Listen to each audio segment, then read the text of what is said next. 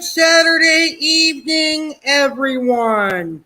Welcome to a supersized edition of Saturday Live with me, Legendary Alex Cardinale. This week's episode of Saturday Live with Legendary Alex Cardinale is supersized because I have a lot going on this week. This weekend, it's Labor Day weekend. Labor Day weekend is a weekend where everyone who works gets to celebrate their hard work with their family. This week here on Saturday Live with Legendary Alex Cardinale, I am going to talk about my job at the Palm Beach Zoo, and I'm also going to give out some delicious Labor Day weekend barbecue dinner ideas. For the very first time ever on my YouTube channel and in my podcasting career, I have been invited to celebrate a marriage anniversary. I am going to be celebrating the marriage anniversary of my dear friends and our special guest this week, Katherine and CJ Jones. Our guests are going to talk about their marriage, what life is like being married, and we're going to celebrate their anniversary together. Plus, for the first time ever, WWE fanboy Alex Cardinale will be on today's show. Alex is going to review WWE Clash at the Castle. Aqua Alex will host this week's Palm Beach Zoo Animal Spotlight, where he'll talk about Cardinal tetras. Chef Alex will share his meatball recipe, and 6 funny videos and a lot more. Plus appearances by TWEETY, the blue and gold MACAW, who is going to go over what's tweeting. And in a new segment, TWEETY is going to go over my Facebook memories. And then Liberty, the American Eagle, is going to host the American Address, where Liberty and I are going to talk about American foods.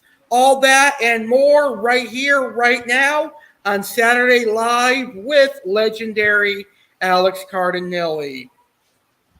Do you have questions you want me to answer? Post them in the comments below, and I will answer your questions. Do you have topics you want me to discuss? Let me know in the comments, and I will discuss your topic.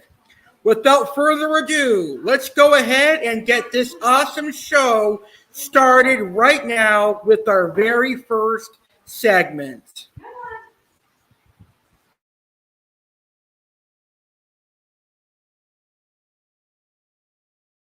All right, so now it's time to learn about this Saturday in history.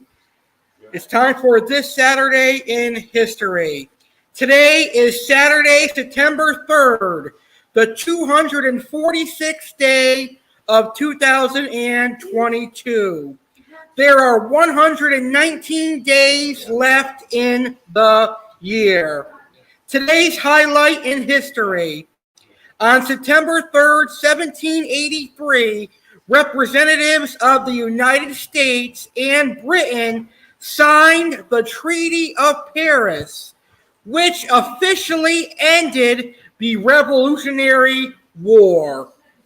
On this date, in 1861, during the Civil War, Confederate forces invaded the border state of Kentucky, which had declared its neutrality in the conflict.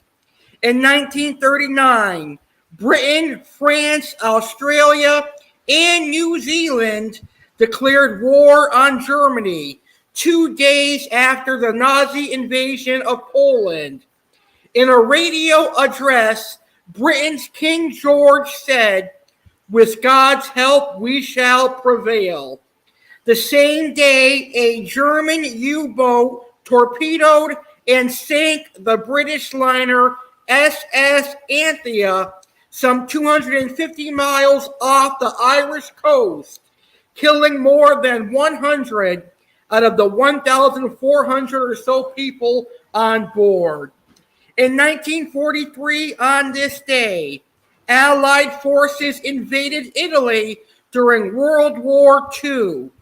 The same day, Italian officials signed a secret armistice with the Allies. On this day in 1970, legendary football coach Vince Lombardi, 57 years old, died in Washington, D.C. In 1976, America's Viking 2 lander touched down on Mars to take the first close-up color photographs of the red planet's surface. In 1999, a French judge closed a 2-year inquiry into the car crash that killed Princess Diana, dismissing all charges against 9 photographers and a press motorcyclist, and concluding the accident was caused by an intoxicated driver. In 2003, Paul Hill, a former minister who said he murdered an abortion doctor and his escort to save the lives of unborn babies, was executed in Florida by injection, becoming the first person to die by death and be put to death in the United States for anti-abortion violence. On this day in 2005, President George W. Bush ordered more than 7,000 active duty forces to the Gulf Coast as his administration intensified efforts to rescue Hurricane Katrina survivors and send aid to the hurricane-ravaged region in the face of criticism that it did not act quick enough. In 2009, on this day, a private funeral service was held in Glendale, California, for pop superstar Michael Jackson, whose body was entombed in a mausoleum more than 2 months after his death. In 2019, on this day, Walmart said it would stop selling ammunition for handguns and short barrel rifles, and the store chain requested that customers not openly carry firearms in the stores. The announcement followed a shooting at Walmart in Texas that left 22 people dead.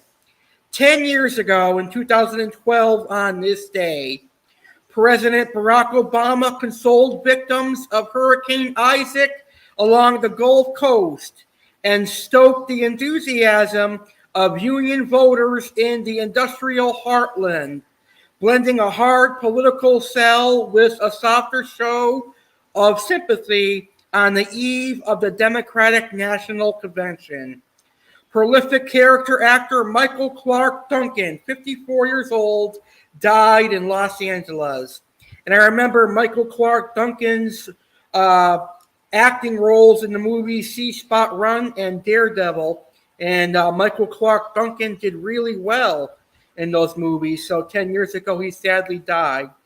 5 years ago on this day, North Korea carried out its sixth and strongest nuclear test, detonating what it said was a hydrogen bomb. Walter Becker, co-founder of the 1970s rock group Steely Dan, died at the age of 67. And on this day last year, police went door to door in search of more victims from the catastrophic flooding across the Northeast from the remnants of Hurricane Ida, which left nearly 50 people dead in the region. Sheriff deputies warned residents returning to communities outside of New Orleans to come equipped like survivalists because of the lack of basic services in the aftermath of the hurricane, which knocked out electricity to more than 1 million customers in Louisiana. Also last year, an Arizona man, Jacob Chansley, who wore face paint, no shirt, and a furry hat with horns when he joined the mob that stormed the U.S. Capitol on January 6th, pleaded guilty to a felony charge. Today's birthdays. Actor Charlie Sheen is 57 years old. Singer Jennifer Page is 49 years old. Dance rock musician Redfo is 47 years old. Actor Ashley Jones is 46. And hip-hop singer August Alsina is 30 years old. I would like to wish anyone celebrating a birthday today a happy and healthy birthday. And anyone celebrating a birthday this coming week, happy birthday to you. May this upcoming year be a pleasant year and a great year for you. And that is this Saturday in history. Saturday, September 3rd, 2022. Well, you know, it is Labor Day weekend. Now, Labor Day is a holiday where we celebrate all of the laborers in the United States of America. And laborers are basically workers. We celebrate anyone who provides a service for Americans. Now, this service could be that you're a doctor. It could also mean that you're a chef working in a restaurant, or you could be a cashier working in a retail environment, or you could be a bus driver. Any service that you work for, any job that you have, you get to celebrate a holiday and relax and enjoy your hard work. That is what Labor Day is really about, and that is what Labor Day weekend is all about. Now, I currently work as a lead cashier at the Palm Beach Zoo gift shop. So I am a laborer, and I get to celebrate Labor Day weekend this weekend as a lead cashier in what may turn out to be my final weekend as a lead cashier at the Palm Beach Zoo. I don't know what the future holds, but I did enjoy working there very, very much. Anyway, my first topic for this week's supersized edition of Saturday Live with Legendary Alex Cardinale is going to be working at Palm Beach Zoo gift shop.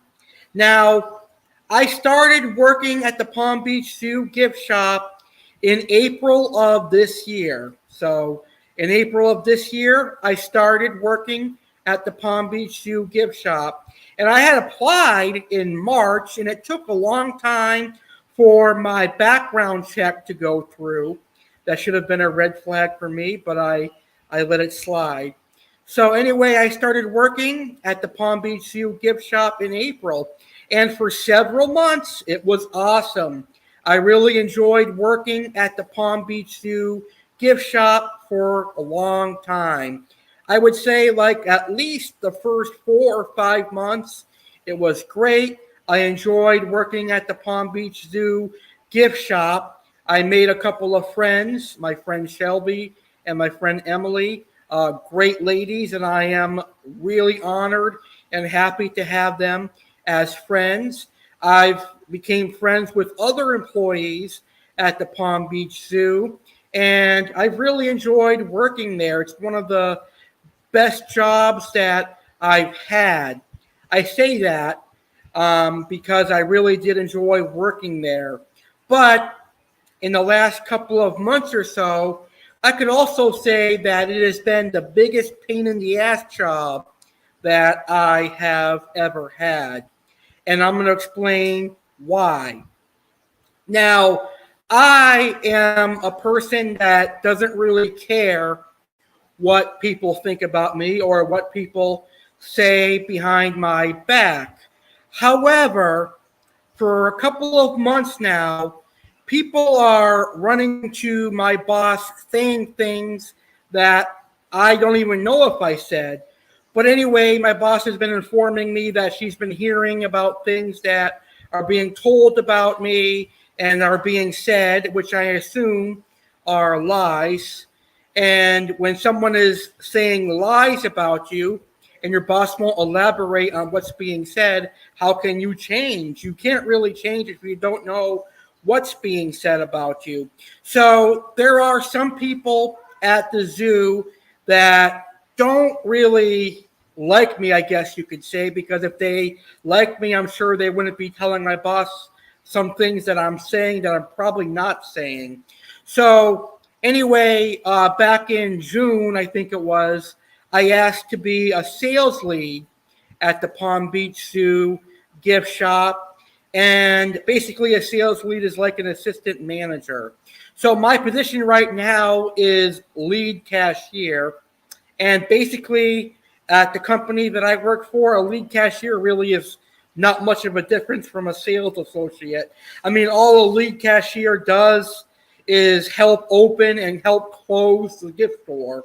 And all I do is I take care of the money, I count it, and I open and close the store. That's basically it. And from what I gather and what I've researched upon the company that I work for, I'm actually not getting paid what the lead cashiers get paid for Event Network.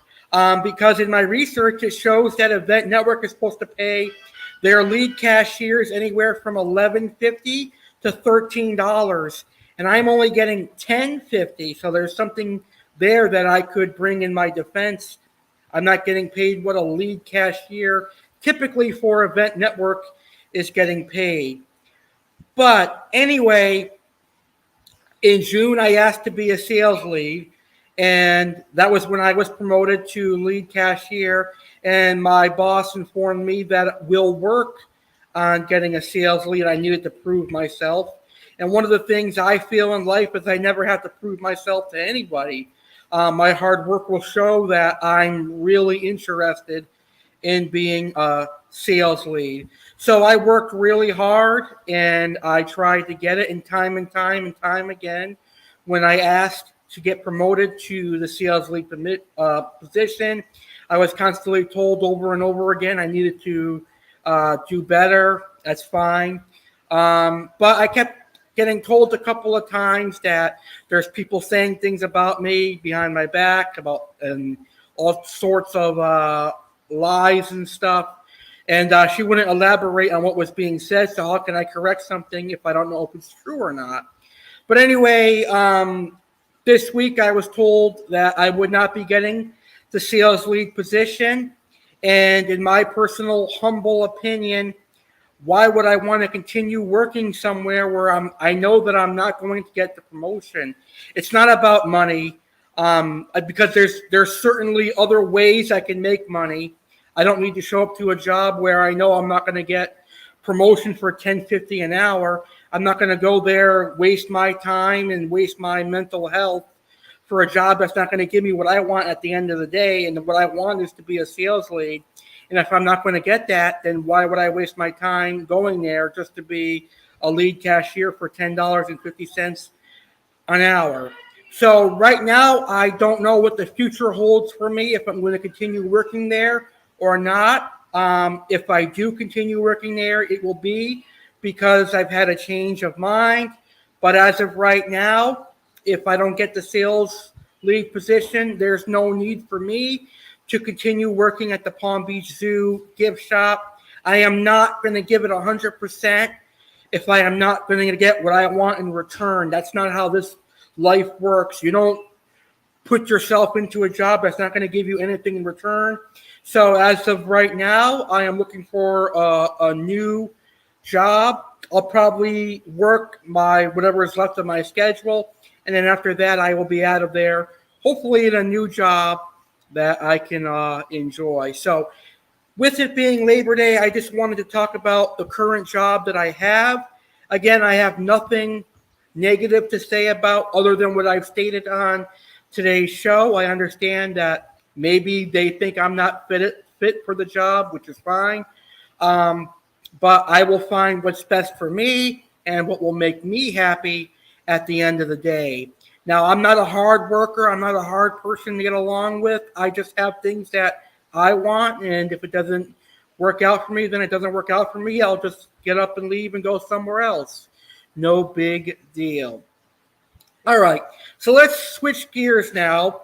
And Labor Day is all about celebrating your work with a day off. And most people, when they think about Labor Day, they think about holding a Labor Day weekend barbecue. And now I'm going to give you some ideas on some food that you can have on your Labor Day weekend barbecue. So a good barbecue should have a selection of different meats and different proteins. So some good protein items would include ribeye steaks or New York strip steaks. Those are the best cuts of beef and steak out there. You could also have chicken. Chicken is a great meat to cook on the grill. Chicken drumsticks, chicken thighs, or boneless chicken breasts are great on the grill, covered in barbecue sauce. You could do hot dogs and hamburgers. Those are a classic barbecue food for Labor Day weekend. You could also do kielbasa and sausage, peppers, and onions. And for sides, you could do pasta salad, tortellini salad, potato salad, and chips. So basically, you want to have a barbecue, but you don't want to overwork yourself and cook so much food, because at the end of the day, Labor Day weekend is about relaxing and enjoying time with your family after all the hard work that you do 364 days out of the year, or whatever it is, how long you work. Some people work every day, every year. If you're a firefighter or a police officer or a doctor, you work every day out of the year, basically. So Labor Day weekend is the one day or one weekend out of a year you get to spend time with your friends and family. So have a simple barbecue and enjoy time with your friends and family this weekend. You could also go out to eat if you don't want to do a barbecue, and enjoy yourselves. So this weekend, I'm going to have a barbecue with some ribeye steaks and some other food, and a couple of cold ones, and some great desserts as well. So hopefully you all have a great Labor Day weekend. All right, I think it's time to head into the professional wrestling ring. We are going to welcome for the very first time ever here on Saturday Live with Legendary Alex Cardinale, we are going to welcome WWE fanboy Alex Cardinale, and right now he is going to review and recap WWE Clash at the Castle that aired earlier this evening.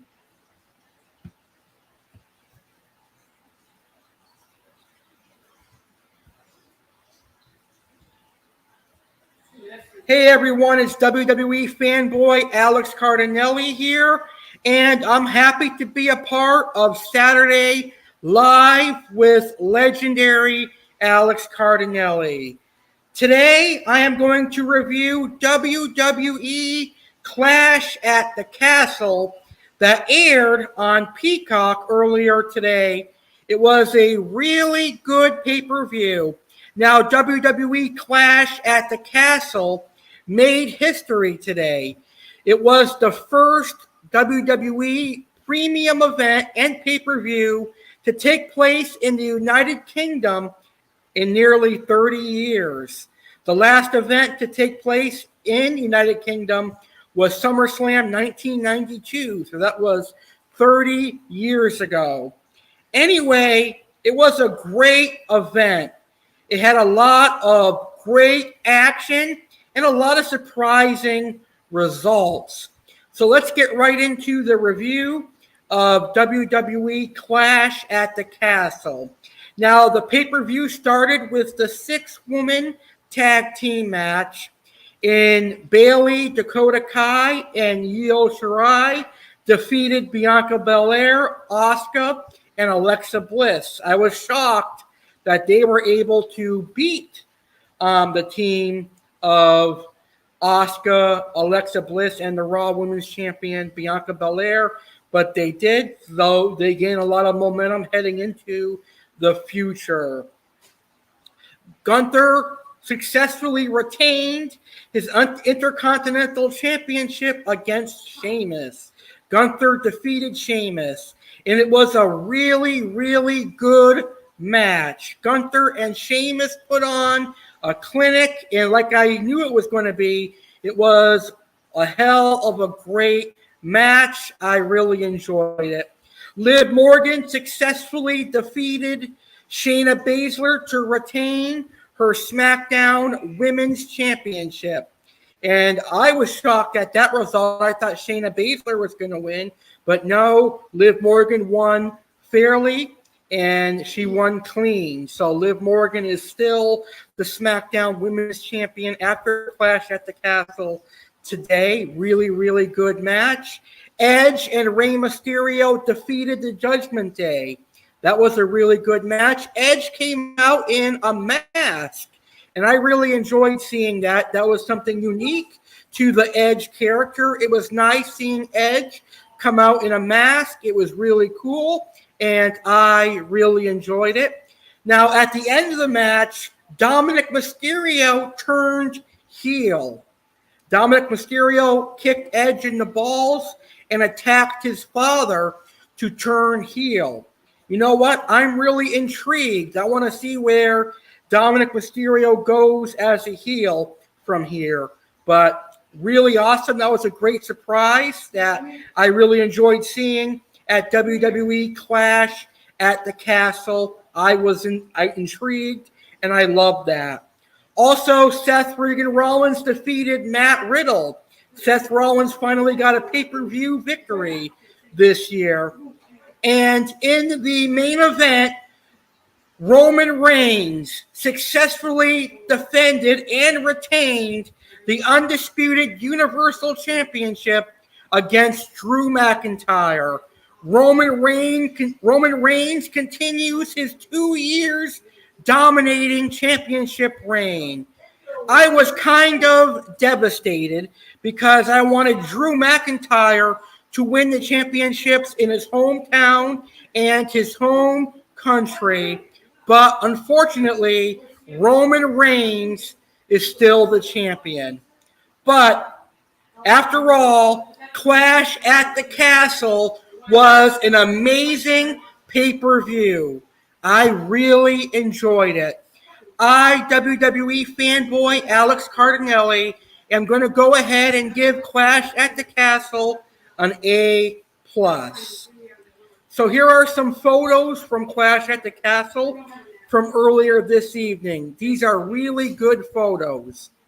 So here's a photo of Dominic Mysterio after he turned heel after attacking Edge and Rey Mysterio. Here is a photo of Liv Morgan after she beat Shayna Baszler. Here is a photo of Roman Reigns after he successfully defeated Drew McIntyre to retain his title.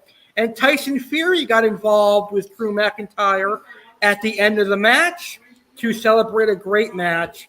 But at the end of Clash at the Castle, Roman Reigns retains the titles and continues his 2 years of dominance as a champion. Clash at the Castle, A+ pay-per-view. I'm WWE fanboy Alex Cardinale, and I would like to say thank you to Legendary Alex for allowing me to be here tonight on Saturday Live with Legendary Alex Cardinale. All right, moving along, it's time to talk about another sport. Are you guys ready for NFL football? The regular season for the NFL begins next week. And now it's time to prepare for my favorite football team, the Tampa Bay Buccaneers. I am really excited for the Buccaneers to be back and playing, and hopefully Tom Brady can lead the Buccaneers to another Super Bowl. Each and every week right here on Saturday Live with Legendary Alex Cardinale, I am going to preview the Buccaneers regular season game. This week, though, I am going to preview the entire season. So let's get right to our Tampa Bay Buccaneers discussion.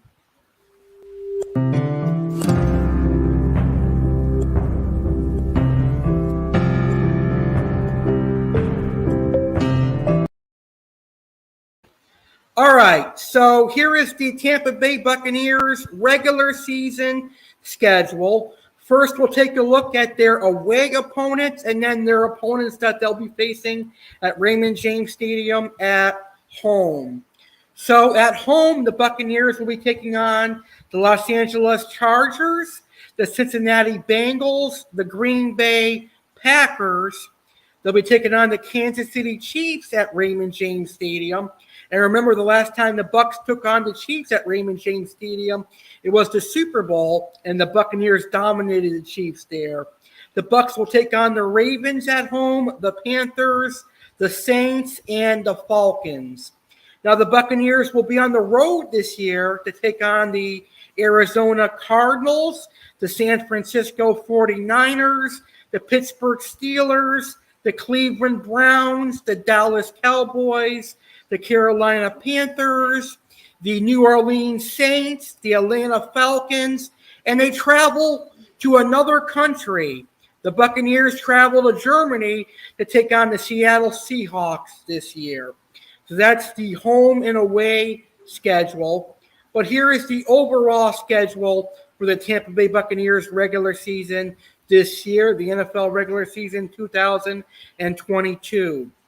Next Sunday, September 11th at 8:20 p.m., the Buccaneers will take on the Dallas Cowboys on NBC. And it's the second year in a row the Buccaneers will take on the Cowboys to open the season. Then the Buccaneers will take on the Saints on September 18th on Fox. Then the Buccaneers have their home opener against the Green Bay Packers on September 25th on Fox. They take on the Chiefs on October 2nd on NBC. Then they take on the Falcons on Fox on October 9th. October 16th, they take on the Steelers on Fox. October 23rd, they take on the Panthers on Fox. Then Thursday, October 27th, they take on the Ravens on Amazon, I believe it is, Thursday Night Football. Then on November 6th, they take on the Rams on CBS. And they'll be on the NFL Network on November 13th in Germany against the Seattle Seahawks. Then the next week is their bye week. Then on November 27th, which is the week of Thanksgiving, they take on the Cleveland Browns. And then they take on the Saints, 49ers, Bengals, Cardinals, Panthers, and they conclude the season against the Atlanta Falcons. So that is the Tampa Bay Buccaneers 2022 NFL regular season. I cannot wait to see what's in store. If I have to predict what the Buccaneers record's going to be, I think I'm going to go with a 16-2 record. I think the Buccaneers are going to have a great year this year. I think Tom Brady's going to have a great year. And I definitely see the Tampa Bay Buccaneers going to the playoffs this year. I think the Bucs will win it all and win another Super Bowl. And hopefully Tom Brady can retire with another Super Bowl under his belt. Next week, I will preview the very first game of the regular season, the Bucs and Cowboys, next Saturday here on Saturday Live with Legendary Alex Cardinale. I will preview that game. All right, it's time for some fun now. It's time to celebrate an anniversary of my dear friends. It's time for our weekly guest interview.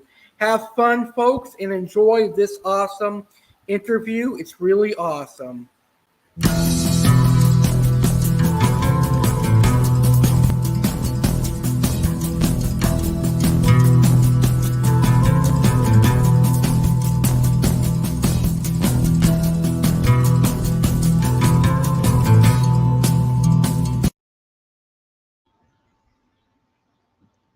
Are you ready for some fun? It's time for our guest interview. And this week I have two guests. For the very first time ever, we are going to be celebrating an anniversary. And our two guests today are great friends of mine and also fellow podcasters. And incidentally, they are responsible for the creation of this show, Saturday Live with Legendary Alex Cardinale. So I'm incredibly honored to have them as guests today. So joining us today is Katherine Jones from This Needs to Be Said, and also her husband, CJ Jones. How are you guys doing today? We are. Well, I'm wonderful, right? I can't just speak for him, right? Just assume. Yeah, and I've been doing great. That's awesome. It's been a while since we talked. It has been. Yes. Yeah. Happy anniversary to you guys. Oh, thank you. Thank you. You're very welcome. How long have you guys been together? Well, we have been reunited for 4 years, and we have been officially married for 2 years. Yes, today. As a matter of fact, today in 3 hours and 18 minutes. Well, no, we got what time do we get married? What time do we get married 2 years? It was like 4. It was like 4. It was so like, yeah, I guess so then. Okay. Yeah. So we are officially 2 years marriage. Mm-hmm. Nice. That's good.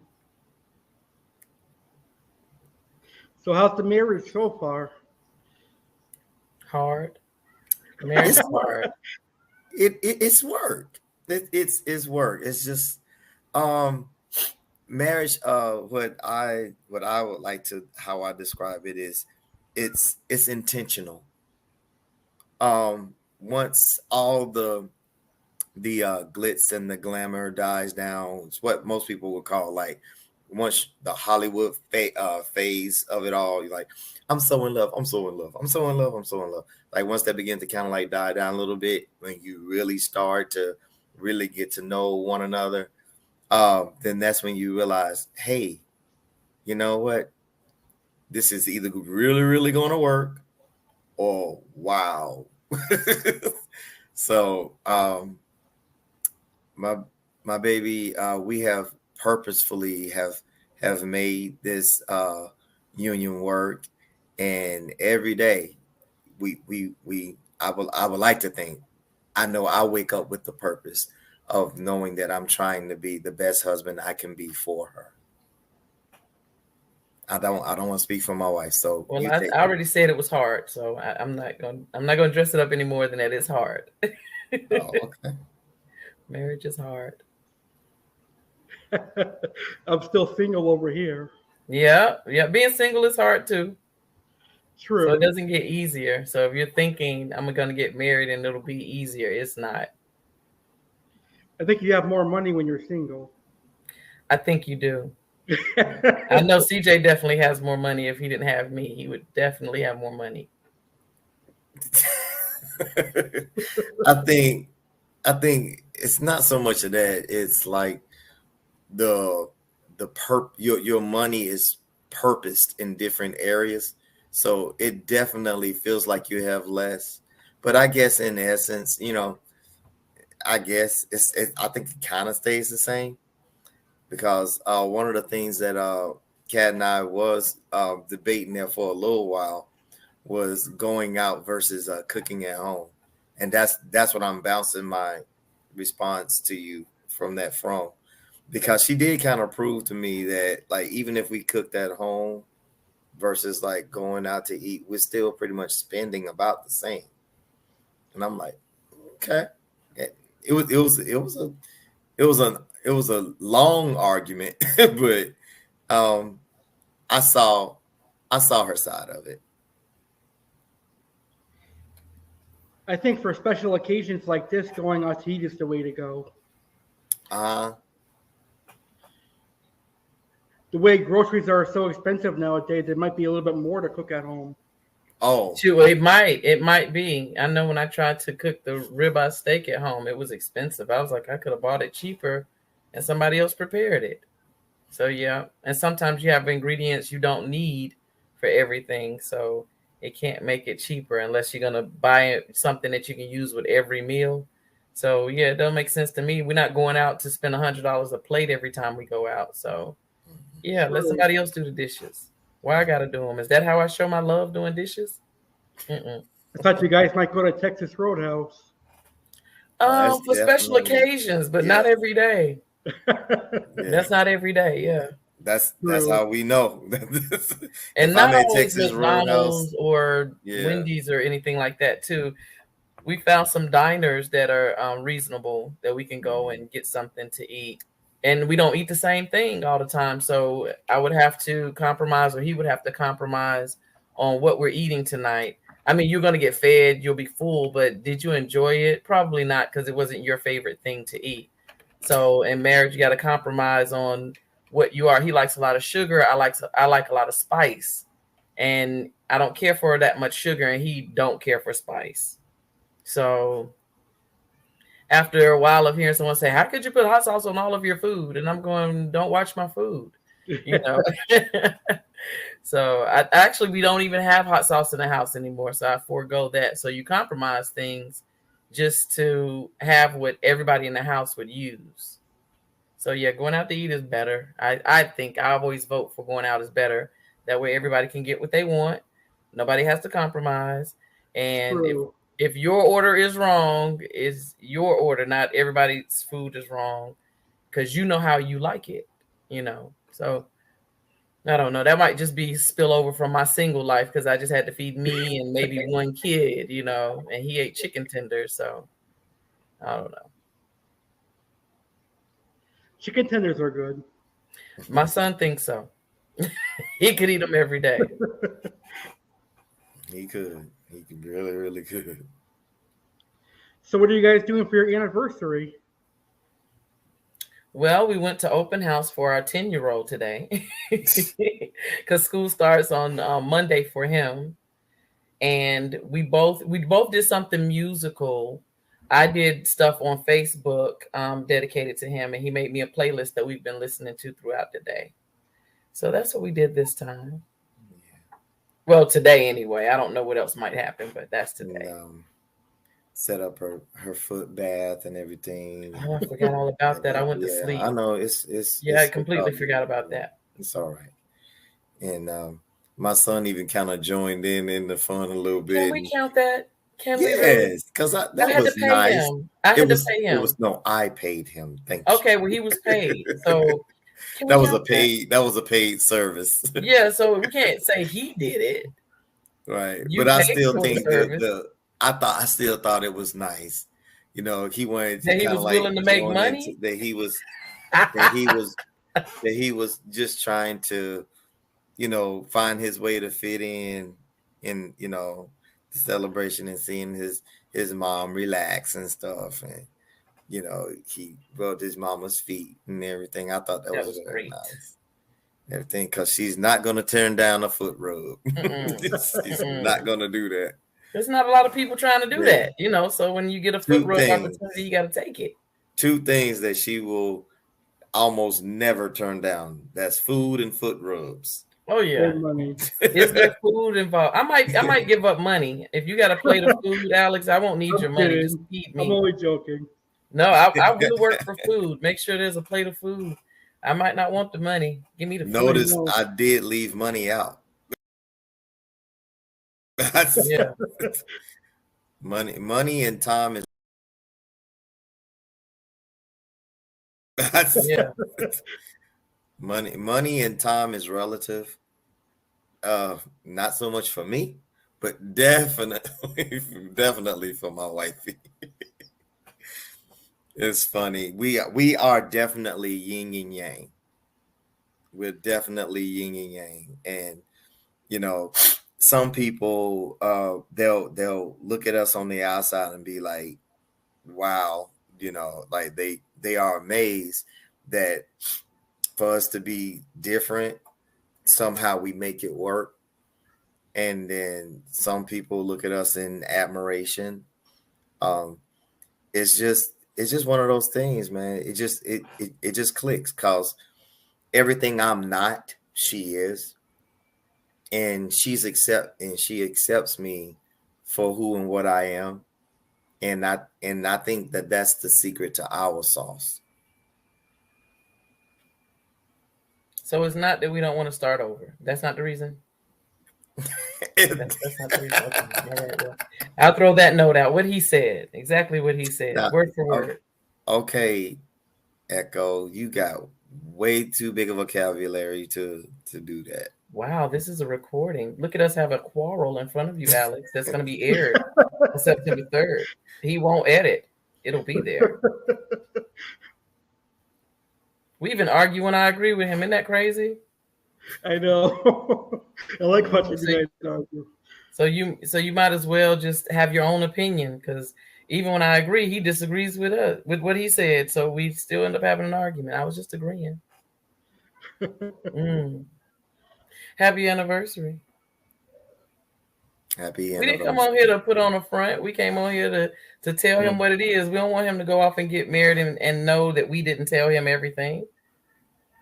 He probably is doing intense research right now. Right? And you giving him fluff notes. He needs the real. He need to know. Yeah. Fluff notes. Okay. Yeah. So who's the better cook, you or CJ? CJ isn't really allowed in the kitchen, so he might be a better cook, but I'll never know. I even have a curtain to close them out of the kitchen, and they always lurk around the outside of the kitchen, so I don't know what that's about. It's just natural curiosity. That's all that is. But nobody wants to be in the kitchen till I'm in there. So what you curious about? What you doing, Mama? Right. It's simple. It's no deep thought behind it. It's just guys being guys. That's all that is. I don't know if he's trying to prove if he can really cook. I mean, he does deep fried stuff. I don't really do deep fried stuff, so he gets that. But everything else, I don't let him in the kitchen. Don't come in my kitchen. Don't touch my stuff. I'll come cook in your kitchen. I'll let you come cook in my kitchen. I will. He's Chef Alex Cardinale, period. Like, I mean, think about it. I've known you for a while and I haven't had the chance to cook for you yet. I know, and I think you keep moving further away. Have you always lived in Florida? No, I was in Massachusetts, so I'm closer to you. I'm closer to you now, I believe. You're closer. Isn't Florida closer? Florida's a lot So, closer to Carolina than Mass, I think. Social studies class coming out. I don't know. Either way, it's a long ride. You went right past North Carolina, like you could have stopped. I know. I think we drove through North Carolina to get to Florida. Right. You could have just stopped right here, and then that you would have been close enough, and we wouldn't have to go to Texas Roadhouse anymore because you have all the secrets.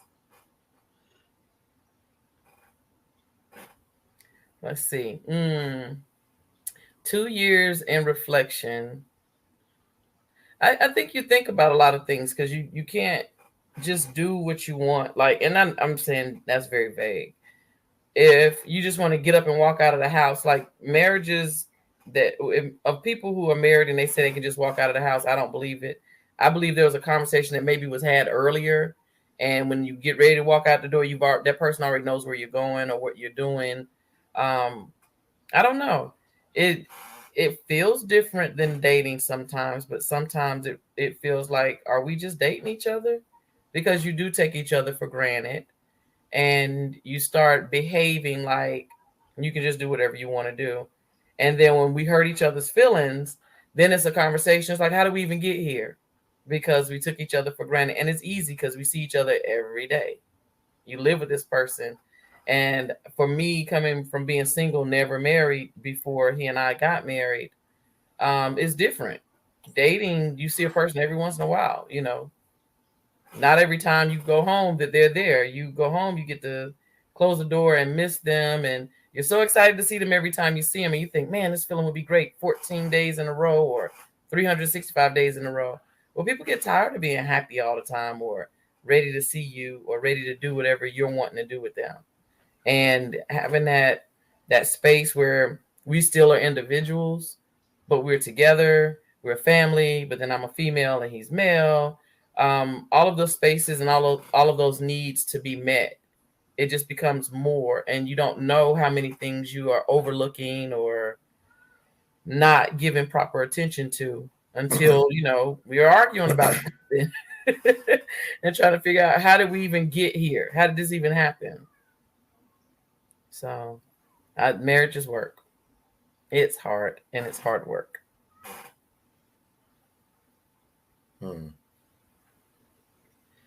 Everything is hard work in life, pretty much. I don't know anything else that you can't quit, like marriage. Like, you could quit a job. You can quit. I've done that.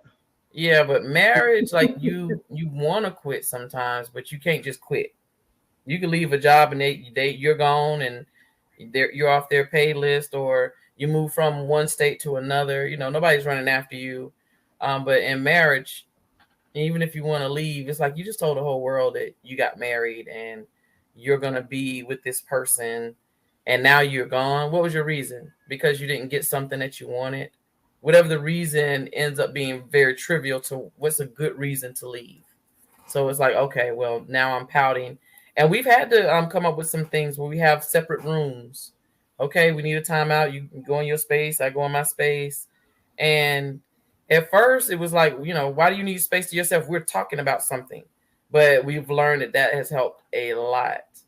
It seems elementary, but it's like, really, can you quit being married? Like, people get divorced, but you need like a group of people who say, yeah, that makes sense. Because if you tell your friends we're getting a divorce and they say that don't make sense, you can't go get a divorce, even if you want to, because they're going to tell you how stupid it is that you're thinking of getting a divorce. So it's like, well, you can't just quit it. You can quit a job and your friends won't care, unless you have a really good job. You could move out of a neighborhood. Nobody will make a big deal about that. But this is the only thing I found, that if you want to quit it, is you can't just quit. You can't just quit. I don't know how he feels about it, but it's just something I know. I couldn't just tell my friends, okay, I'm not doing this anymore. I'm not going to be Mrs. Jones anymore, because they would have way too many questions. Way too many questions. They were like, what happened? What did we miss? And if I can't explain it to them where it makes sense, I probably better stay. So. Very true. Mm-hmm. I do not disagree. There was a lot said, but I don't disagree. It does take, like I said before, I wasn't trying to fluff. I meant what I said. It takes dedication. It takes determination. And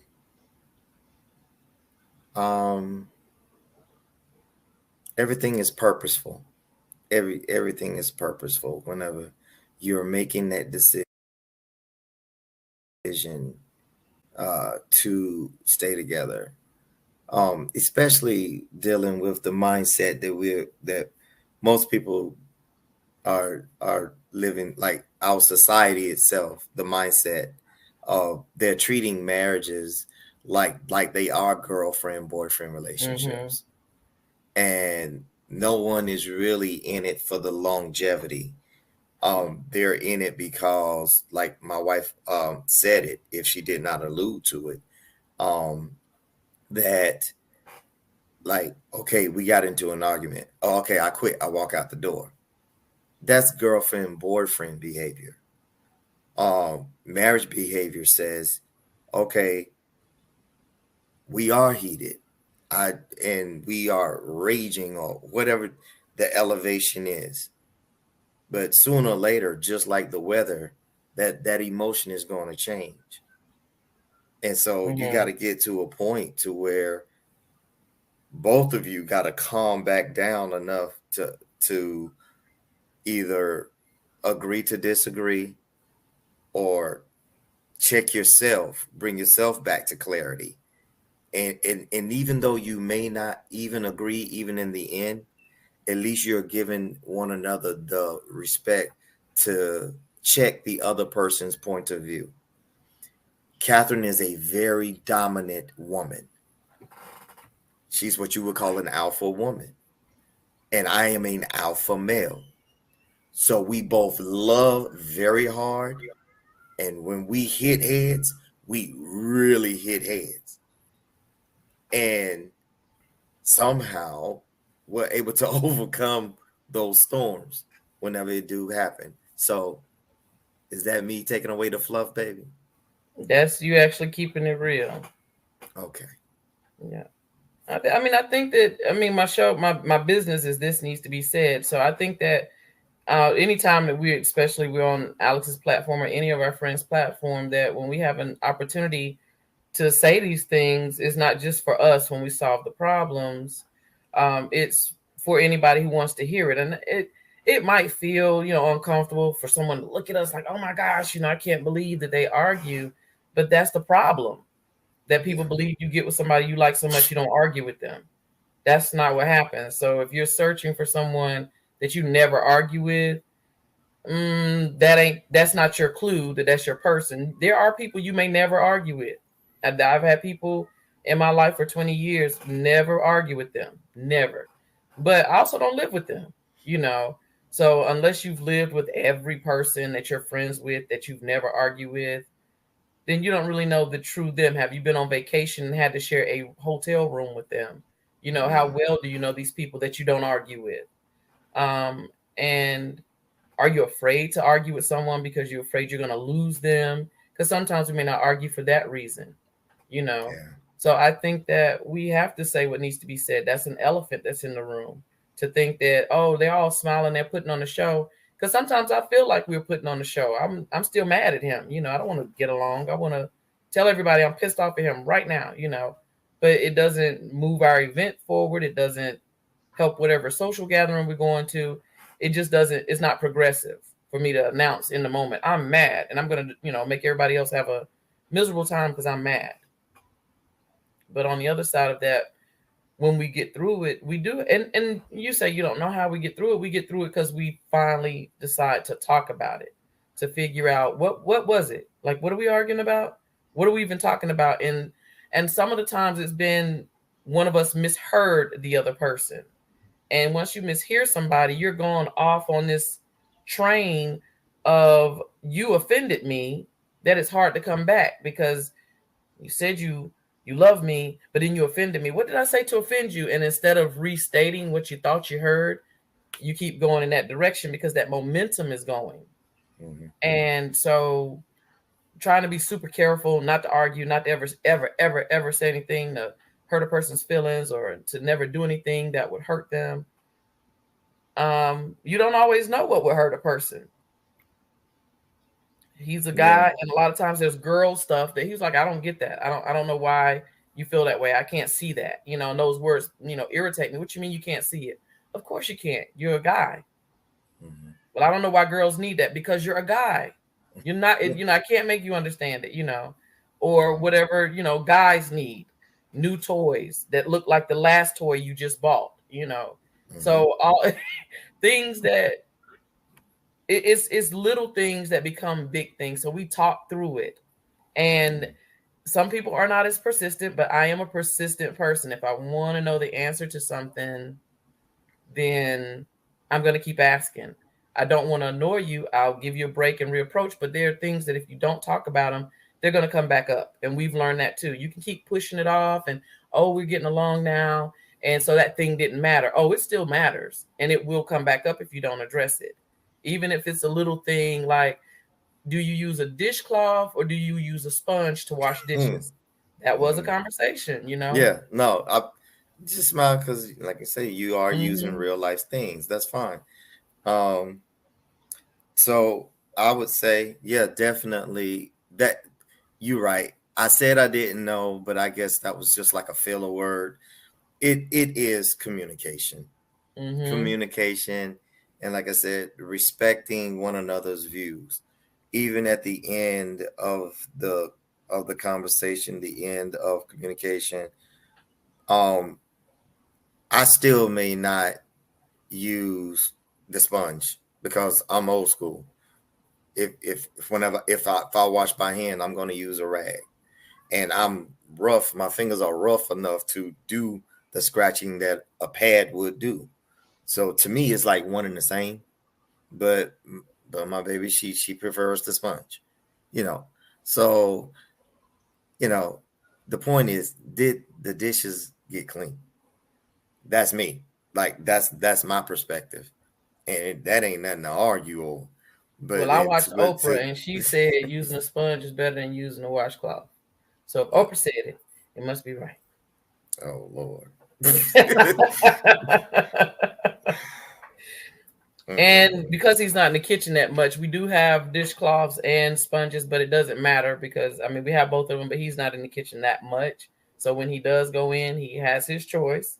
And I have my choice when I'm in there. So that's what happened with that. So I think when we think about compromise, we think about somebody having to give up something completely for someone else to have something. And it wasn't that. It's just, no, I'm not going to use the dishcloth at all. I'm not. So, and he's not going to use the sponge. And nobody's trying to make anybody. I was watching him one day in the kitchen. This was a couple of years ago. And I was like, why do you do, I'm just watching him do stuff in the kitchen. I was like, why do you do that? And he's like, why are you asking me questions? Well, I want to know why are you moving? Why do you don't ask me? Because I can't really explain it. I just do it. It works.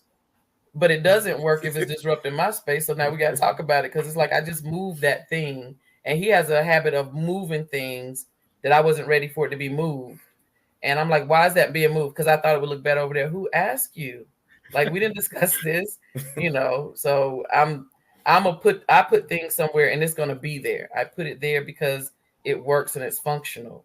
I don't know why he moves things. Have no idea still to this day why he moved. Why he just feel like moving stuff. I don't know. It's situational. Mine isn't. Sometimes it is for function because it's the way that I function. But then I come to find out that it interrupts your flow because of what you just said. So then I'm just like, okay, bump it. Those are those battles that people tell you about, like, I forgot the old little country saying we used to say, but picking your battles, like knowing, okay, that's worth the fight, and then that's not. So, coming up around older, more experienced men and everything, they be like, man, pick your battles. they didn't say a whole lot, but then they said a whole lot by saying those little country sayings, keep on living. Like that was my dad's go-to phrase right there, pretty much for everything. Because I was, younger, thought I was stronger, faster, better. I'm a better version than him. And he'll just sit back and look at me, kind of smile, and he'd be like, son, just keep on living. And all what he was really saying was that eventually you'll get there too. Like you think you got all the answers. You think you got, okay, cool, that's fine. Keep on living your life, and you're going to find yourself in my spot sooner or later. And so he's no longer with us, but I come back to him saying that to me quite often. And even when it comes to our marriage, I hear my dad, just saying, keep on living, son, keep on living. So that's what I bounce off of. Well, I go from, you need to explain this to me because I don't understand it. Help me make it, because sometimes he'll explain why he moved something or why he put something somewhere, and once he explains it, I'll be like, okay. Especially like we got a new dining room table, and he said I would like for the pathway around the table to be clear, but he kept putting stuff in the pathway, and I was like, why is this happening? But he was also putting stuff in and out of the car, and we were going back and forth to do our events, so I didn't know that we kept putting things right beside the door, which is where the table is, because we were doing things in the car and those things had to come out. So I was just looking at, hey, we were supposed to keep this area clear. Why does it keep having clutter? And at first he didn't answer me. At first he got frustrated, but I kept asking because stuff keeps getting put right here. And one day he was like, oh yeah, that's for this. And I said, oh, okay, well, never mind. But if we're saying we want to do something, that discussion was who keeps who accountable, because you made that rule and then you're breaking that rule. And then I don't understand why we're doing this, because I feel like I'm the one that's, the bad guy. Move the stuff, move the stuff, move the stuff. And he has a reason, but nobody knows the reason but him. So that's that communication. And he gets upset sometimes with, why we got to explain every little thing? Well, if it affects both of us need to understand. It's not one of those things where I'm going to die if I don't listen to you right now because a car is coming. It's, I can understand, so I can ask you less questions about that thing, because I don't know you. You know you. I don't know you. We're living together. We're getting to know each other.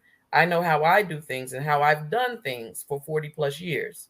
So just because you know what you're doing, if you don't include me in the conversation or include me in what you're doing, I'm not going to support it. And it's going to seem like I'm arguing against it because I don't know what's going on. So I try to get him to see that, but we're guy versus girl, and there'll be things that he'll do. And I'm like, why do you do that? And he may know, and he may not know. He may not even realize he's done whatever it is, because it's guy stuff, scratching and pulling and tugging in public. I'm like, no, like, no, why are you doing that? What's that face for? Not your definition of that. And what's my definition of what? Because we've had that type of conversation before. Like, why are you pulling, tugging, scratching? No, I'm not. And whenever I do that, I'm in the comfort. I'm in my home. And then when I say, we won't argue about that, because I know what I've seen. But okay. But then I'll ask her, hey, like, describe to me what I'm doing, and then so later, when she gives me the visual of what I done, then I'm like, okay. So one thing that I'm learning is that you can't tell someone what they saw. You can't tell someone how they felt, and you cannot tell someone what they think. So the only thing that you can do is say to yourself, okay, I didn't mean to come across that way. Now that I know that you perceive me that way, I'll try to be more conscious of what I'm doing and be more aware of my behavior. That's all you can do in cases like that. Because 9 times out of 10, it was already done. So you can't go back and undo it. So the only thing you can do is just try to be mindful of your actions. And yes, sometimes it's embarrassing and everything, but hey, what can you do except for just try to be more conscious of it. So I know, Katherine, you're a Yankees fan. Is CJ a Yankees fan too? I am a Yankees appreciator. I learned the difference. I have learned the difference. I appreciate the Yankees. So, but baseball isn't his sport, but football is. Definitely is. I know that. I know he's a Cowboys fan. Yeah. Yes. So, but yeah, I appreciate all the other sports, but man, just football is just all in me, man. That's just by default. The Cowboys play the Buccaneers in the season opener for the second year in a row. Yeah, I know, it's kind of weird. Understanding that schedule. The schedule sometimes confuse me, but it's whatever. I guess they want the Buccaneers to beat you 2 years in a row. No, that's not it. No, they need to get creamed this year by the Cowboys. That's what's happening. Yeah. So, like I said, we can go back and forth with the banter and everything, but I'm not on the field. So, I just say let the W's fall where they fall and let the L's fall where they fall. And then at the end of the season, we can laugh at each other and go, ha, ha, ha, told you so. True. It's a long season. It's a long season. But I'm still looking forward to it, though. I think y'all enjoy that, though. I don't know if it matters as much if y'all team win, because what would you talk about? If you beating everybody and everybody losing, you wouldn't have people to argue with. So. Yeah, I mean, that's the whole point. Is it? Oh, okay. I mean, yeah, you shouldn't be able to read football or any game for that matter, any professional competitive sport. You, regardless as to what your stats say, it's called Any Given Sunday for a reason. And that's because you're not supposed to just know who's going to really win, because it's supposed to be not only outside of skill set, it's supposed to be about the desire to win, and then you got advantages of being home and you pull from that energy and all kinds of things. And that's what makes sports, no matter what you play, dynamic, and that's where it comes from, So, you can expect to win a lot or vice versa. You can expect to lose. And then the very thing that you were expecting is the very opposite thing that happens. And that's what makes people go crazy. So anyway, competitive sports are that way. Yes. So yeah, it's never supposed to be predictable. Pick a side and then fight. Yep. Pick a side and be loyal to it. That's my thing. You got stipulations. See, that's a fight within the fight. Somebody might just want to hop on the winning team. I cannot stand bandwagoners. I cannot. Me either. I cannot, bro. I just don't do it. Just stick with a team, ride with that team, or just say, hey, I changed sports. I don't even follow that no more. I'd rather hear you say that than to be like a couple of my other people that I've graduated with, and I see them on Facebook, and they like one season is this team, the next I'm like, bruh, weren't you had like 3 teams last year? Hey, you gotta switch it up. You gotta switch it up. It's like trail mix. Exactly. Yeah, trail mix fans. Season, I don't really know what's going on. I just know what's going on. Trail mix fans. Whoever's winning, I'm with them. Well, who wants to be with the loser? Who? That's good and terrible. That good is. And terrible. Well, with football season coming up, and we've been doing karaoke, that's going to run into the weekends where some Sundays we may be out in Salisbury, North Carolina, which is where we have a space now let's say friend, a partner, the owner of the Connected Entertainment and Wellness Center is going to be the house or the home for This Needs to Be Said, anything that we produce. So I'm really looking forward to that. And we're using the karaoke, one, to get familiar with the people in Salisbury, because we're in their city. They don't know us, and we want them to like us and love us and support, whatever we bring to their community. So we want them to be part of the TV studio audience, which I always love when I'm doing my shows. So we have the space for that. We have the equipment for that.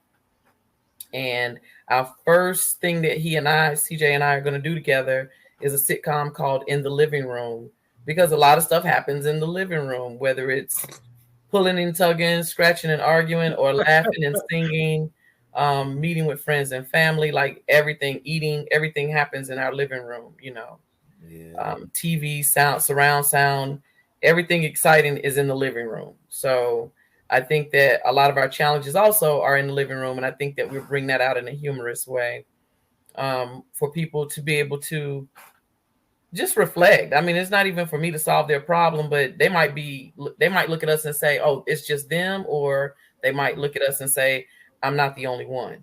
So It's funny to laugh at somebody else when stuff is happening to them.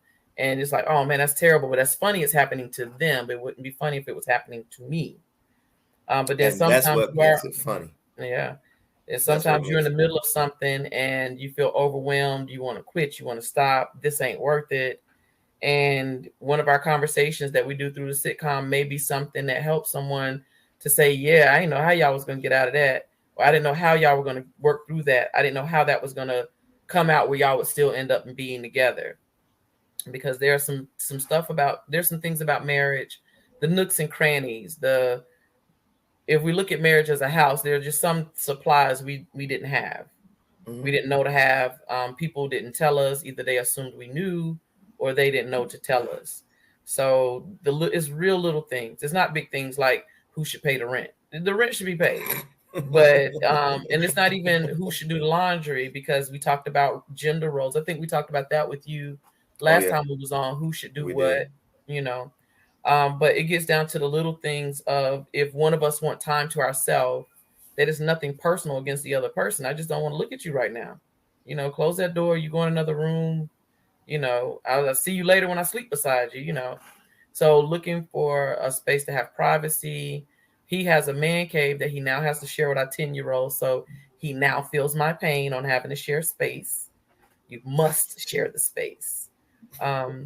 But he had a room where it was just for him, and so when I'm in my space and he's in his space, you're enjoying being apart from each other, but we're not, done with our relationship. It's just, you need time. I like to read. You can't read if somebody's talking to you or you talking to them. So that's going to be pretty hard to do. And sometimes we want to listen to music, and I don't really want to listen to it with you. I just want to put my headphones on and just enjoy it and just be online. The lines can get blurred when you're married, or if you're in a relationship for a really, really long time and you do everything together, it can get blurred where do I end and where did this other person begin, completing each other's sentence. We thought that's something we liked. And even if we do know what each other is about to say, that's a real little thing that's like now annoying as hell. It's like, stop doing that. Don't finish it. Even if you know what I'm about to say, let me get it out, so after there's a point when it's not cute anymore. When he's talking about the honeymoon phase is over, I think that's one of those things that goes in the honeymoon phase. It's not cute anymore for you to finish my sentence, because if you know what I was going to say, then you already know that we shouldn't even be in this argument. You should have just done it the right way the first time and skip the argument, But the nooks and crannies, I mean, it's easy to have fun sometimes. It was hard for him in the beginning, because if we don't have money, we don't have cash, like to just blow, we're not going to have fun. We can sit right here at this house. And I was like, no, we can go for a walk. We can make a playlist like we did today. There's other things you can do that money can't buy or doesn't need to buy. So learning how to be creative and have fun. And each one of us had a different way of looking at life. He mentioned time is relative to me. That's why I work for myself. I don't need to be up early, 8 o'clock in the morning at nobody's job, because I'm not friendly until almost time to get off. So I need to start my day halfway through the day, and I would be closer to being nice to people. But not many jobs pay you well for working 4 hours when it works best for you. So you have to create your own thing. He's used to a military regiment or very structured. Some structure. Yeah, very structured. Because before I went into the military, I had a strict mom and a very strict dad. And well, you kind of, I guess, like whenever I say it out loud, I guess I was pre-military before I realized it was military, so to speak. And that's like whenever I went into the military, it was a joke to me because I was already set for it because of my dad. You know, he was special forces and all of that. So very much pretty much what I am today. And I think that's kind of funny because I was trying not to be like him. So I have to laugh at myself with that one for real, because I find myself a lot saying the same things he said, doing the same things he's done. And I'm like, oh boy, I owe him like the biggest apology, and oops, my bad. You know, but yeah, so yeah, time is very valuable to me. I just put up my watch. So that was one of those things where I had to really learn to accept what, you know, from my babe, because I was just like me. I'm like, how can time be real? Like, wow, like it just blew my mind. But then she can, and she's proven it to me time and time again. She can take her little bit of time and knock out so much stuff. And I'm like, okay. I'm an escape artist. So I've not almost been married, never, before CJ came along. Being at a job all day for 8 hours always bothered me when we can get the work done in a third or half the time. Why do you need me here the whole day? You just want a warm body. And then, oh, could you do overtime? Hell no, I can't. I don't want to do the 8 hours. So there's a lot about work I didn't like. Working on other people's job, their flexibility didn't accommodate me. I want flexibility. If I get the amount of work you need done for 8 hours, but I do it in 4, pay me for 8 hours. Pay me. I got what you wanted done, and it didn't take me all day to do it. So a lot of instances where that just didn't work for me. It doesn't work for me. So, but I chose that before he came along. I can't. Too much structure sometimes is a problem. Structure is good. Knowing where the beginning is, where the middle is, and when we finish, what's the end? How do I know I'm done? Those things are important, but it doesn't have to take 12 hours because a company needs 12 hours from a person. Mm-hmm. For me, that was too restrictive, too imprisoning. But CJ and I grew up different too. I didn't grow up with my life being instructed everything. Like, his parents taught him how to drive. When I got a car, I was figuring out how to drive on the road. So every day that he's complaining about how people drive, I'm one of those people. They'll get it right eventually. They'll hit enough stuff or get cussed out enough, or they'll figure it out. I think they'll get it. You know?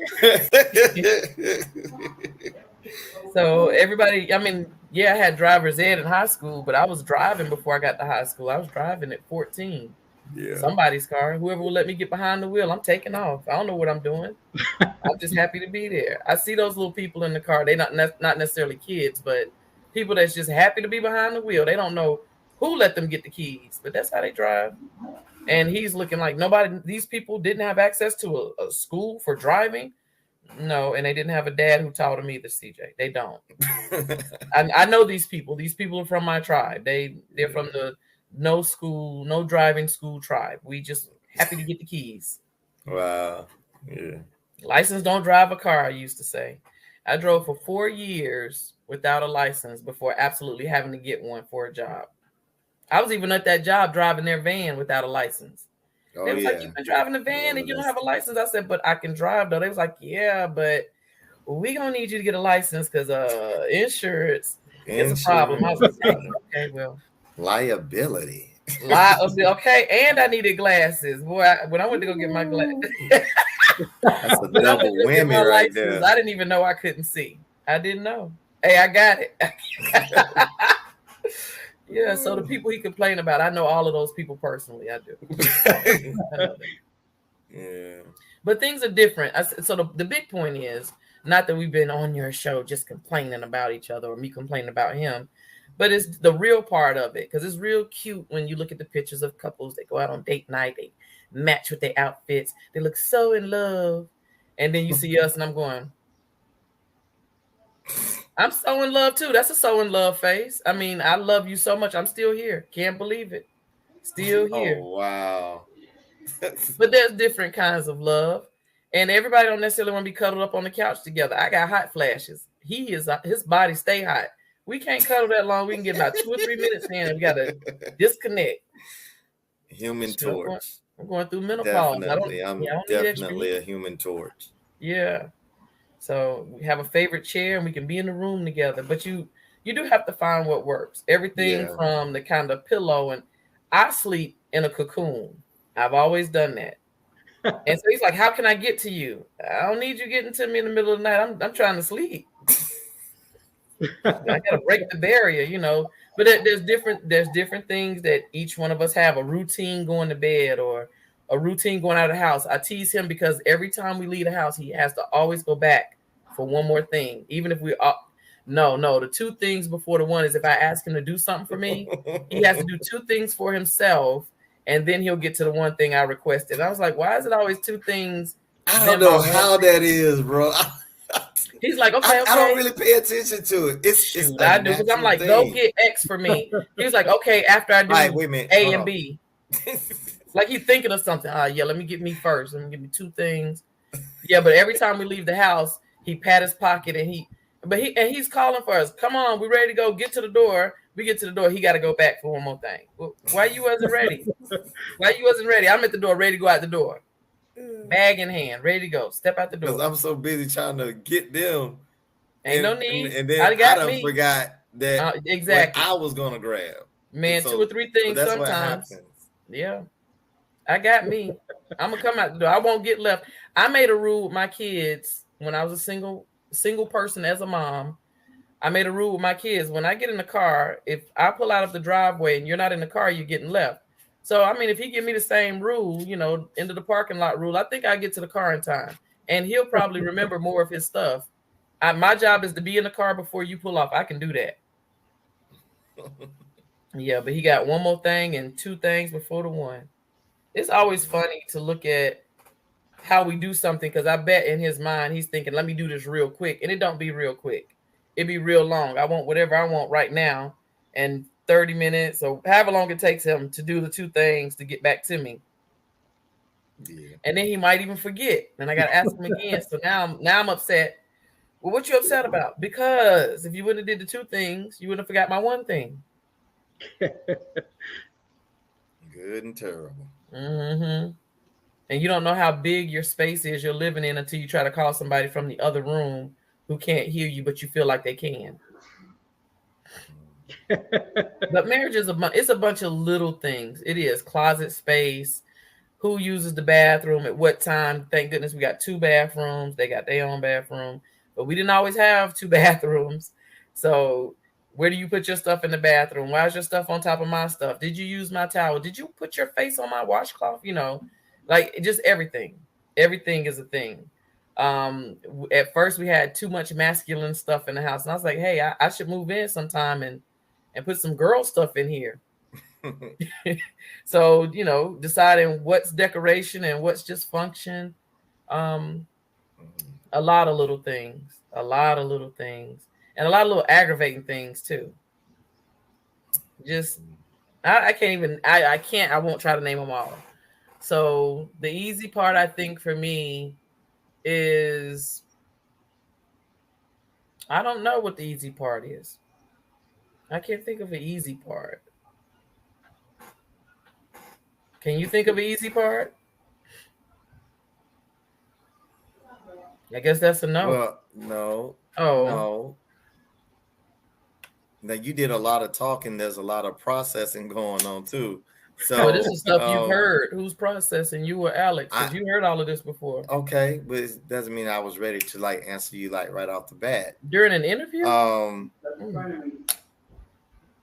As far as like what is easy, right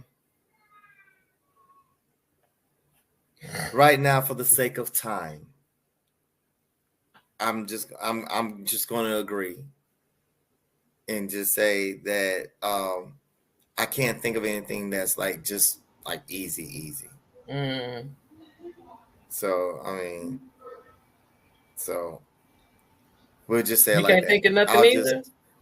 Not right now. Like I said, I wasn't prepared for like a pew response. So and then like I said, I'm trying to be aware of time and everything else. So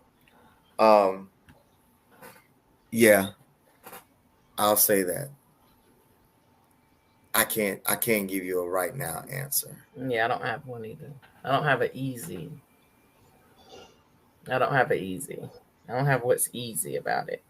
Because even when we were talking about how I was going to change my last name, was it going to be hyphenated, Waddell-Jones? Would I make it my middle name? So even in that, and a friend of mine was getting married a few months after, and she was trying to decide the same thing. It seems like you'll just be Mrs. Whoever. But if you've been Ms. Whoever for a long time, and your identity is in that, especially like mine being in business, I had to determine, okay, is Katherine Waddell the brand, or is TNTBS Media the brand? And what am I really concerned about? And then also having to update every account you've ever used, from Zoom to a bank account, to change your name. Guys don't have to do that. So it's a lot on the girl to have to change everything over that she's used. So yeah, marriage isn't, and I wonder why so many people want to fight for the right to get married. Like it's not that, I don't know, like go ahead and fight the fight, because you're getting married to tug of war with someone until y'all get tired of doing it, I suppose. That's very true. It's been a great time talking with you guys today. Yeah, I've enjoyed it. Thank you for having us. You're very welcome. Thank you for coming on our show today. I had a great time. All right. Thank you for having us, man. You're very welcome. We'll have you on again. All right. Okay. Thank you, Alex. So before we go, happy anniversary. Have a great anniversary date. Thank you. You're welcome.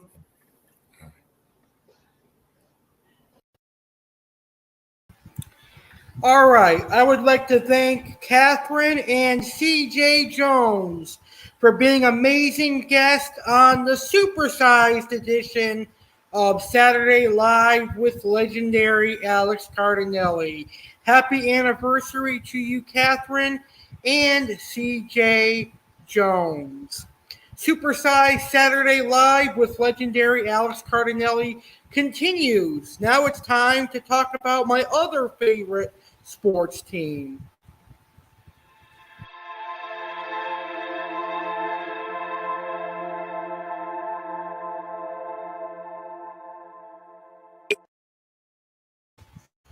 All right, so right now we're going to talk about the New York Yankees. Now, unfortunately, the Yankees are back in a bad spell. The Yankees lost on Friday, and the Yankees lost today. Currently, the Yankees are 19-31 in their last 50 games. That's a very scary record. That's their worst 50-game stretch within a season since August and September 1991. So hopefully the Yankees can get better the rest of this month and next month as well. Andrew Benintendi is on the injured list right now. So that's a big loss for us Yankees. Hopefully we pull it together. The Yankees got destroyed by the Rays on Friday night, last night, 9-0. And then today, the Yankees lost 2-1. So now with those two victories, the Tampa Bay Rays are within 4 games of claiming first place in the American League East. So the Yankees need to get it together. The Yankees have their final game of the series against the Rays tomorrow night, in which the Yankees need to win in order to avoid a series sweep. Then the Yankees have a 4-game set against the Minnesota Twins Monday through Thursday. And then next weekend, Friday through Sunday, the Yankees take on the Rays again. I assume this time the Yankees will take on the Rays at Yankee Stadium. So that should be an amazing time. All right. So hopefully next Saturday I will have some positive news on my New York Yankees. All right. This has been one of the longest episodes of Saturday Live with Legendary Alex Cardinale that I've ever hosted. I hope you're enjoying this supersized edition of Saturday Live with Legendary Alex Cardinale. I am quite sure you have worked up a hunger. Chef Alex is here right now to help us with that.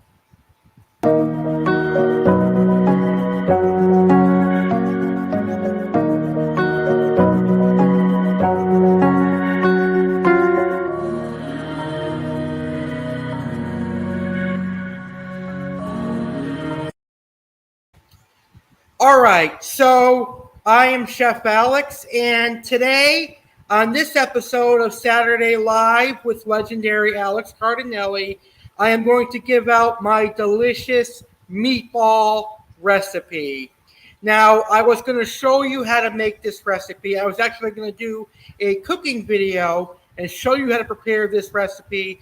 However, I was really busy this week, and I really didn't have the time to film a cooking video. But next week, I will have a cooking video filmed, and you'll be able to see me cook something delicious. Anyway, I'm going to give you my delicious meatball recipe right now. Now, the recipe I'm going to give you for meatballs is very versatile. You could use it for classic Italian-style meatballs and put them in a marinara sauce, which you can serve with spaghetti or as a meatball sub. You could also use this recipe for Swedish meatballs and serve that in a nice brown sauce over egg noodles. Or you could use this recipe for sweet and sour meatballs or party meatballs or cocktail meatballs. Anyway, here is my recipe for delicious meatballs. You will need 1 pound of ground beef. You will need 2 eggs. You will need 1.5 cups of Italian seasoned breadcrumbs, an onion chopped really small, finely chopped onion. You can use as much onion or as little onion as you like. A clove of garlic minced, about 1/4 cup of Parmesan cheese, salt and pepper, and Italian seasoning. You're going to take all your ingredients, mix it in a bowl with your hands until it comes together. You're going to roll your meat mixture into a ball and place it on a cookie sheet. Preheat your oven to 375 degrees Fahrenheit and then bake in the oven for about a half hour until it is nicely browned. I find that when you bake meatballs, they turn out so much better than pan-fried. And they're a lot healthier when you bake them. After you're done baking them, take them off the cookie sheet and place them into your sauce directly. And then you are ready to serve. I do recommend using parchment paper when you are baking meatballs because there's a lot of grease. And it makes cleanup a lot easier when you have parchment paper when you are baking meatballs. Next week, I will show you how to make chicken marsala here on Saturday Live with Legendary Alex Cardinale. All right, so hopefully you will use that delicious meatball recipe. All right, are you ready for some laughs now? It's time for our 6 funny video reactions for this week. And I picked some funny videos that I'm going to show you guys this week. There's also a Karen video that we are going to react to. The first video is of a TikTok video that kind of shows off a school scenario that may have happened to you as a student. Let's check it out. And by taking the area of the circle, you can multiply that by the height to get the volume. And then you can... seriously. Hey, Jake, what's the square root of pi? That's weird. You had so much to say before. What happened? What were you guys talking about? Like a full synopsis, a general outline? Let me ask you this, Jake. How long have you known that you're a piece of garbage? Ballparking. You don't know? Well, now you do, because I just told you. I want everyone to look at Jake right now. Everyone. What the heck, dude? He said everyone. Is everyone looking at him? Jake, pull out a mirror and look at yourself. Does everyone see a selfish asshole? Kinda. Don't you say a fucking word. Now take out your phones and video Jake's face. Excuse me? Dude, I'm so sorry. Now I want you to replay this video every time you get sad so you can remind yourself, hey, it could be worse. I could also be Jake. I fucking hate school. Now since you like to talk, Jake, how about you teach the rest of class? What? Get up here, grab some markers, and teach us some fucking math.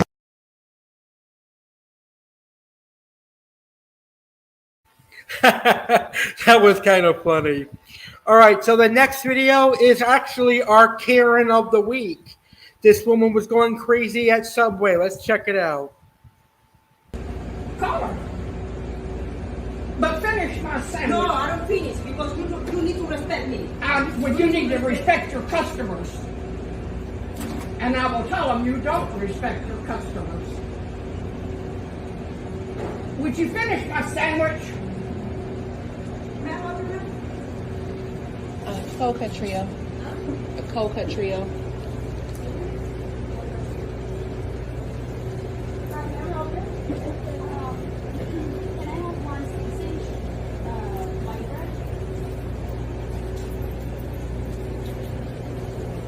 Finish my sandwich. All right, you're going to be reported. That's for sure. Call your supervisor right now. Please call her right now. You wanted to call her a while ago. Call her now. I'd like to talk to her. What kind of sauce? Toasted. Toasted. No cheese. Toasted. I'm sorry, what? What kind of sauce? Ham. I have 3 orders actually. I'm sorry. Okay, Yeah.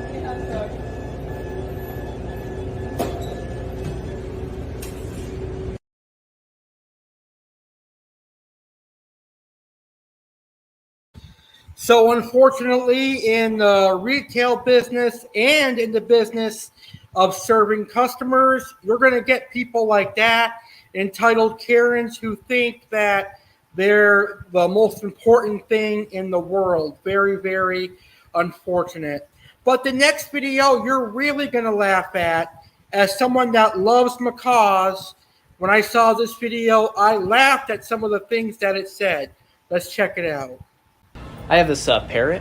Yeah. Here, say hi to the nice lady. He does inappropriate things to me. He has quite the imagination, I have to say. His wiener is smaller than my beak. You know what? I think he's hungry. I think that's what's going on. I gotta go home and feed him. So I don't want your hot dog. I'm gonna go. Call the cops. Don't let him take me. He needs to. I need to train him a little longer before he's ready.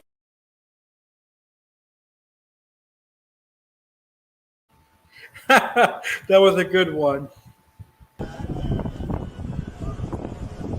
¡Ay, tu chingada madre! ¡Ay, güey! ¡No mames, cabrón!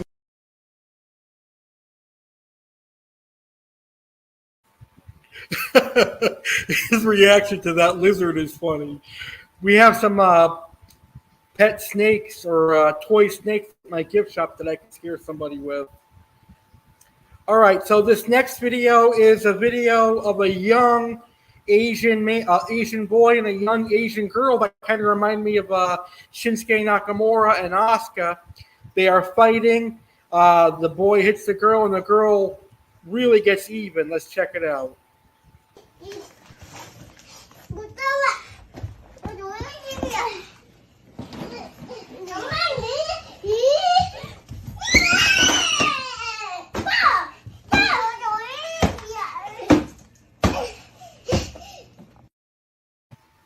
Wow, crazy. All right, our final video for this week's edition of Saturday Live with Alex Cardinale is a video of a scenario that does happen quite often when you go to high five someone and they ignore your high five. But this one actually has a story. Let's check it out. Yo! What's up, bro? What up, man? Hey, what's up? Oh. Hello?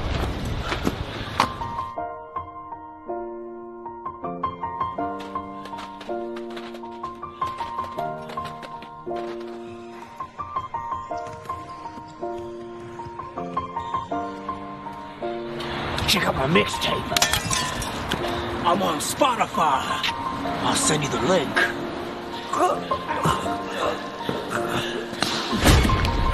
You saved my life. This city needs more heroes like you. He saved my life.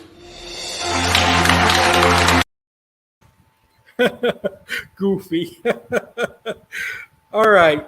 Those are all the videos for this week's edition of Saturday Live with Legendary Alex Cardinale. I can't wait to see what videos I will have in store for you next week and what videos I will react to next week. All right. It's time for an animal reaction. And this one is hosted by the one and only, very popular, Aqua Alex.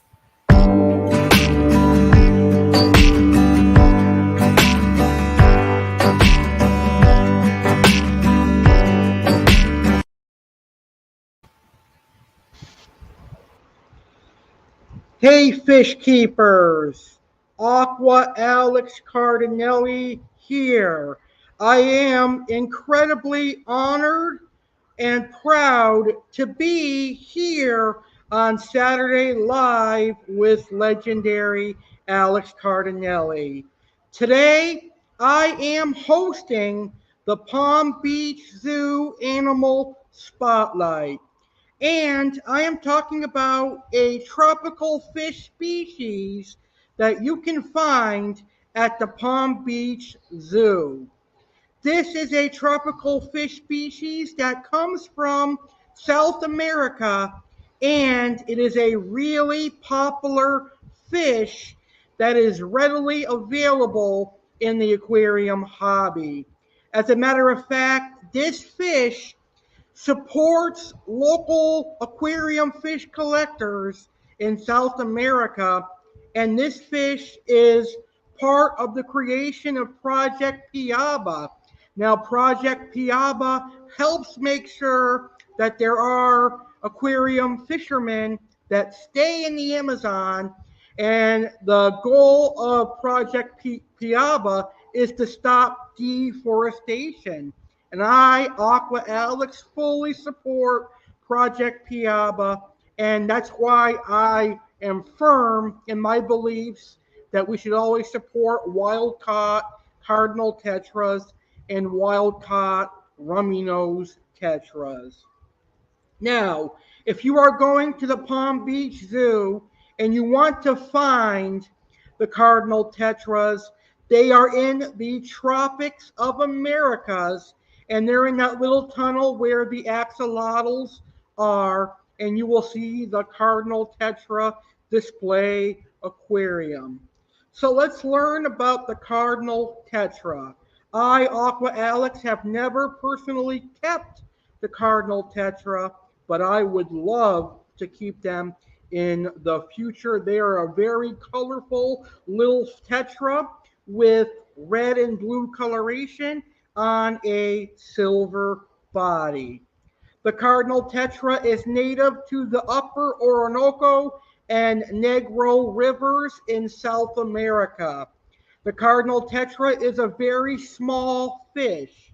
It grows to be about 1.5 to 2 inches in length. It is a very small schooling tetra. And by schooling tetra, what I mean is the Cardinal tetra loves the company of other Cardinal tetras.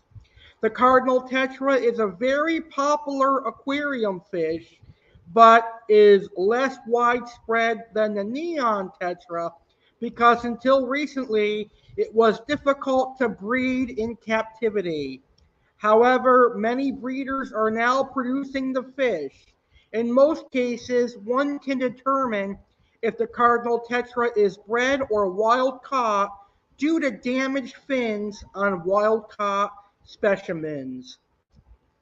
Some ichthyologists believe fish keepers should continue to support the sustainable cardinal fishery of the Amazon basin, since thousands of people are employed in the region to capture fish for the aquarium trade. If those fishermen lost their livelihoods catching cardinal tetras and other tropical fish, they may turn their attention to engaging in deforestation and ruining the Amazon. So it's very important to support Project Piaba, and it's very important to continue allowing these aquarium fishermen to capture the cardinal tetras and other popular aquarium species. Palm Beach Zoo is a proud supporter of Project Piaba, and we're proud to show off cardinal tetras at the Palm Beach Zoo. Cardinal tetras appear to grow larger in captivity than they do in the wild. They have a large stomach and they also have a small gut.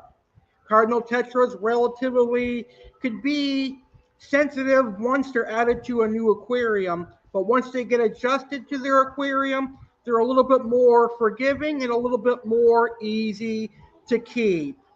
And there is your information on cardinal tetras. If you have a planted aquarium or a community aquarium, the cardinal tetra may be an awesome tetra for you to keep. Thank you, fish keepers, and thank you, Legendary Alex Cardinale, for allowing me, Aqua Alex, to host this week's edition of Palm Beach Zoo Animal Spotlight. I will be back next Saturday as I give you a fish store tour of aquatic and exotic, and I show off the new fish that I get next Saturday right here on Saturday Live with Legendary Alex Cardinale. All right, thank you, Aqua Alex, for hosting this week's edition of Palm Beach Zoo Animal Spotlight and educating us on the Cardinal tetra. It's been an amazing episode of Supersized Saturday Live with Legendary Alex Cardinale. We've got a couple of segments left before we conclude this show, but next week we also have an action-packed show coming your way. What's on tap next week? Live next Saturday, September 10th, 2022, 9 p.m. Eastern, 6 p.m. Pacific on YouTube channel The Legendary Alex Cardinale. It's another action-packed episode. Next week's episode will feature an awesome guest, the very first Tampa Bay Buccaneers game preview of the 2022 season, an awesome recipe, an appearance by Aqua Alex, and more. Tropical fish keeper and teacher Daryl Schwartz will be the special guest to discuss his aquarium hobby and teaching. Aqua Alex appears live to give a tour of the fish store Aquatic and Exotic in Stuart, Florida, and he'll also appear on the Palm Beach Zoo Spotlight to discuss the Mayan cichlid. Chef Alex shows you how easy it is to make a restaurant-quality chicken marsala at home.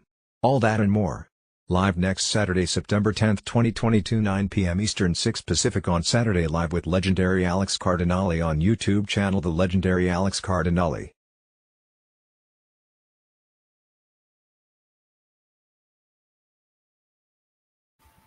That's right. Next week's show is going to be just as good as this one, and I cannot wait for that episode as well.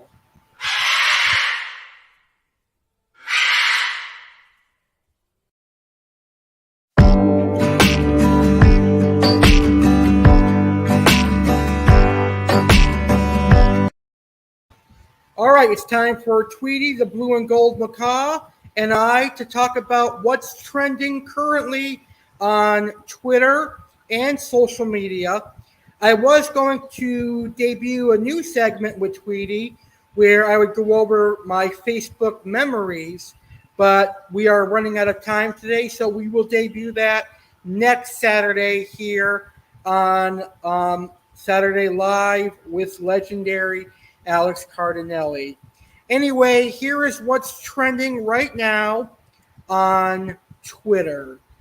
So let's see what's trending. We'll go to the trending section on Twitter. All right, so let's go down. Currently, right now, Rays up is trending after the Rays defeated the Yankees again, 2-1. Very sad trend. I don't want to have to ever repeat that again.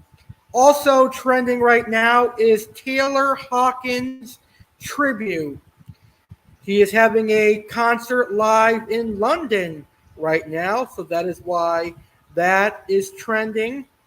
Roman Reigns is trending after his victory at Clash at the Castle when he defeated Drew McIntyre today to retain his undisputed Universal Championship. I'm still a little bit bitter about that because I wanted Drew McIntyre to win, but unfortunately that didn't happen. Dylan Cease from the Major League Baseball is trending. Dylan Cease had the Twins down to their final out before giving a hit. He almost had a no-hitter, but he gave up a hit. But anyway, he still pitched a complete game shutout in the victory. So even though he did not get a no-hitter, he did have a great game and a complete game shutout, which is outstanding for him. So Cam Rising is also trending. Utah got to the doorstep, but Cam Rising's goal line interception seals Florida's win 29-26 at the Swamp. Former President Donald Trump is trending. Trump rally. He held the rally in Wilkes-Barre, Pennsylvania on Saturday. So Donald Trump is trending. Bama is trending right now for college football.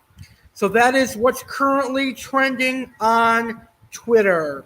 Tweety would like to remind everybody to be mindful of what you are posting on social media, and that goes for me as well. He just chirped at me to watch what I post as well. Tweety wants to remind all of you to have a great rest of your Saturday, a great week ahead, and he can't wait to be here again next Saturday to talk about what's trending on Twitter then, and then we'll look back at my Facebook memories next week. All right, so there's one more appearance by a bird, and that segment is coming up next.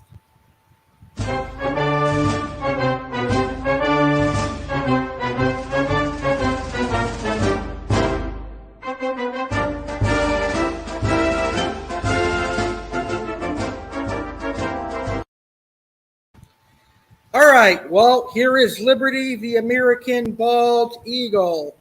Liberty and I are going to give you an American address right here, right now, on a supersized edition of Saturday Live with Legendary Alex Cardinale. You know, last month was my birthday month, and we talked about things from 1993. So I would like to do a theme for each month here on Saturday Live with Legendary Alex Cardinale, where Liberty and I talk about that theme topic.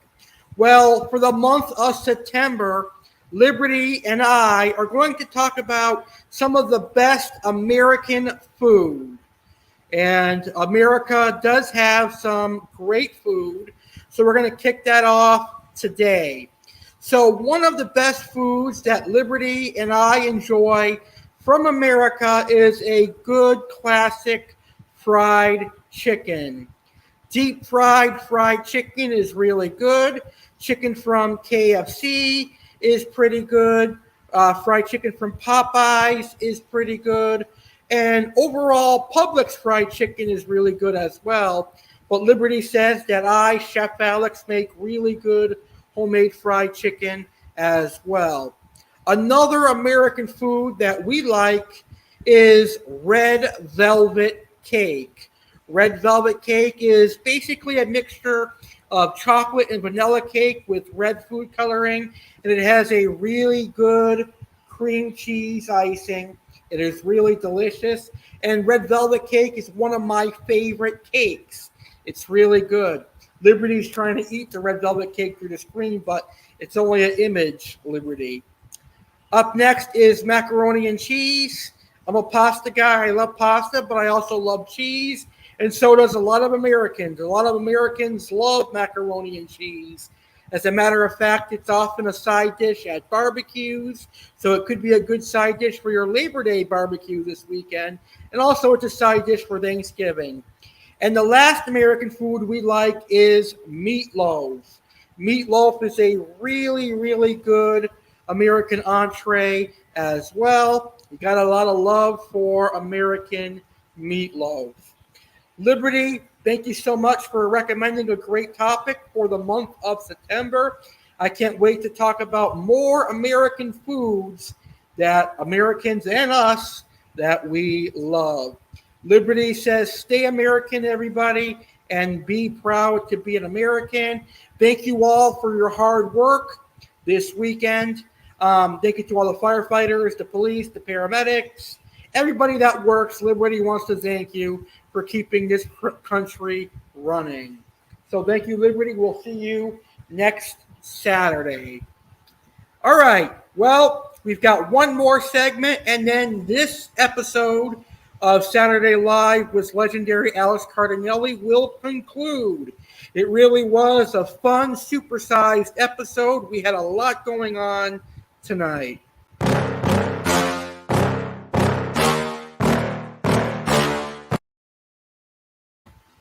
All right, so I've got a couple of quotes that I'm going to give you for my words of wisdom. The first quote is to never settle for less. Never settle for less in life. Also, never stay at a place that doesn't value you as a person. That could be a job. It could be anything. Don't stay where you're not welcome is what I'm trying to tell you. Don't let yesterday take up too much of today. In other words, do not live in the past. You've always got to think about the future. So don't let yesterday take up too much of today. All you need is the plan, the roadmap, and the courage to press on to your destination.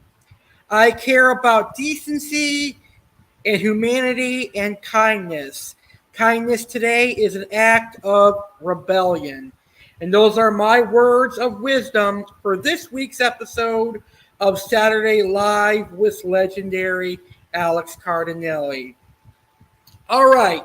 I hope you enjoyed this week's supersized edition of Saturday Live with Legendary Alex Cardinale. It really was supersized considering that this was a 2-hour show, and I very rarely host 2-hour shows, but I really enjoyed it. Part of that goes to my guest, Katherine and CJ Jones. They had a great conversation with me, and I really appreciate that. Just kidding, guys. Love you. But I want to thank Katherine and CJ Jones for their great interview and allowing me to celebrate their anniversary with them. You guys were amazing guests, and I love you guys. So thank you for being great guest for my show today. Special thanks to WWE fanboy Alex Cardinale and Aqua Alex for being here as well. But most importantly, thank you to everybody that watched today's episode, and I hope you enjoyed this episode of Saturday Live with Legendary Alex Cardinale. Have a great rest of your Saturday. Have a great rest of your Labor Day weekend. And we will see you next week for another episode of Saturday Live with Legendary Alex Cardinale.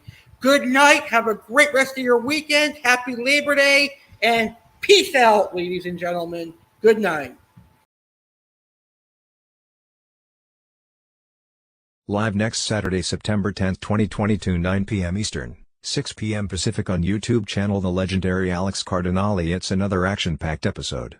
Next week's episode will feature an awesome guest, the very first Tampa Bay Buccaneers game preview of the 2022 season, an awesome recipe, an appearance by Aqua Alex, and more. Tropical fish keeper and teacher Daryl Schwartz will be the special guest to discuss his aquarium hobby and teaching. Aqua Alex appears live to give a tour of the fish store Aquatic and Exotic in Stuart, Florida, and he'll also appear on the Palm Beach Zoo Spotlight to discuss the Mayan cichlid. Chef Alex shows you how easy it is to make a restaurant-quality chicken marsala at home. All that and more.